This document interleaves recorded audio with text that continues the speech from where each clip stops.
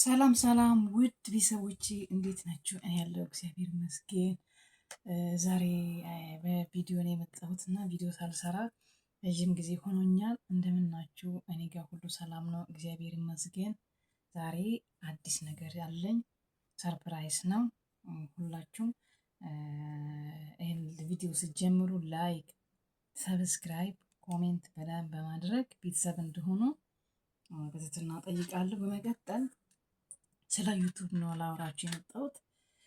እሱስ ምንድን ነው? ከስንት ልፋት በኋላ መቼም ብዙ ነገር ታውቃላችሁ። ላይፍ ላይ ስንት ሰዓት ተቀምጠን ከስንት ሰው ጋር እንትን ተብለን ተጨቃጭቀን የማዳም ስራ እንዳለ ሆኖ እዚህ ጋር ደግሞ ደስታም አግኝተንበታል። ከሰው ጋር እንትን ብለናል።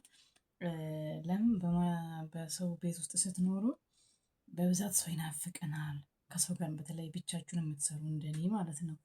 እና ያ ለእኔ ዩቱብ እኔ እንጃ አላቅም። አሁን እኔ ዛሬ የመጣሁበት ምክንያቴ ዩቱብ ከዩቱብ ምን አገኘው በምለው ነው የመጣሁት። እሱ ምንድነው ከፍሎኛል፣ ግን ስንት ነው እንዳትለኝ ደግሞ በጣም ደስ ብሎኛል። ስንት ልፋት በኋላ ማክሲመም አንድ አመት ሆኖኛል ዩቱብ ከጀመርኩ ላይፍ ምናምን መግባት ከጀመርኩኝ እሱም ያው አንድ አመት ዩቱብ ከጀመርኩ አንድ አመት አልፏል። ላይፍ መግባት ከጀመርኩ ግን በአንድ አመቴ ነው አፕላይ ያደረግኩት። እግዚአብሔር ይመስገን ተቀበለኝ። ከዛ በኋላ ደግሞ ገንዘብ ተሰርቼበታለሁ። እግዚአብሔር ይመስገን። ስንት እንደከፈለኝ ግን ያው አልነግራችሁም፣ ሰርፕራይዝ ነው። ዩቱብ ከፍሎኛል። በጣም አመሰግናለሁ። በውጭም ሆናችሁ እዚህም ደግሞ በማዳም ቤት ታብታብ በማድረግ ቪዲዮዎችን ሼር በማድረግ ላይፍ ላይ መታችሁ ደግሞ መልካም ኮሜንታችሁን እየጻፋችሁ ሰፖርት ላደረጋችሁ ሁላችሁም በጣም አመሰግናለሁ። በጣም እንደኔ አሁንም ደግሞ ሰዓት ያልሞላችሁ ሰዓት ሞልታችሁ ወደ ሀገር ቤት እንኳን መሄድ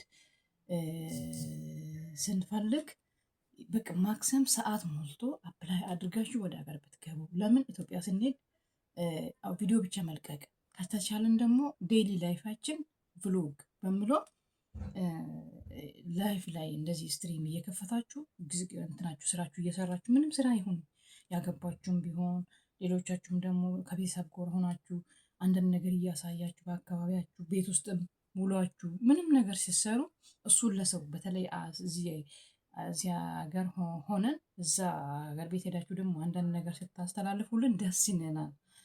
እየሰራችሁትን ነገር ስታሳዩን በቃ አንድ አይነት ህይወት ነው። አሁን እዚህ ኮሽና ውስጥ ሆነን እኔ ቪዲዮ ሰራለሁ፣ ያችኛውም እንደዛው።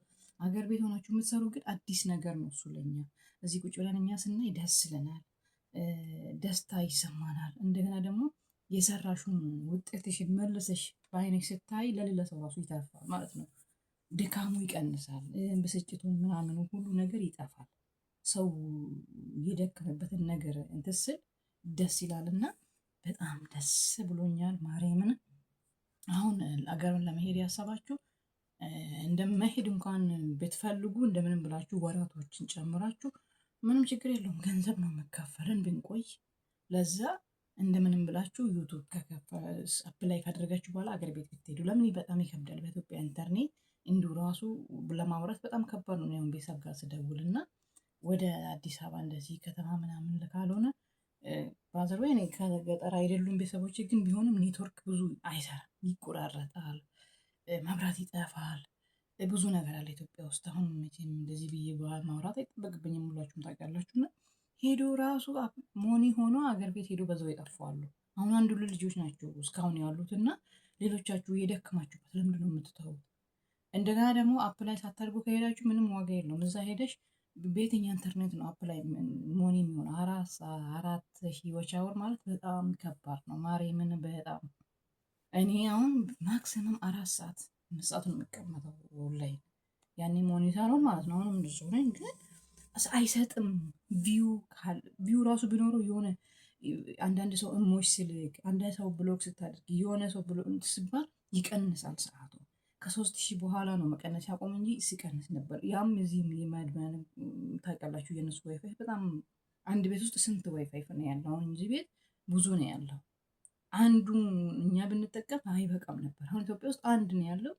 እሱም እንትን ኃይል የለውም እና እንደምንም ብላችሁ አፕላይ አድርጉ። ኢትዮጵያ ሄዳችሁ ምንም ነገር ስራ ቢኖርሽ ጎን ለጎን መስራት የምትችው ነገር ቢኖር ዩቱብ ነው።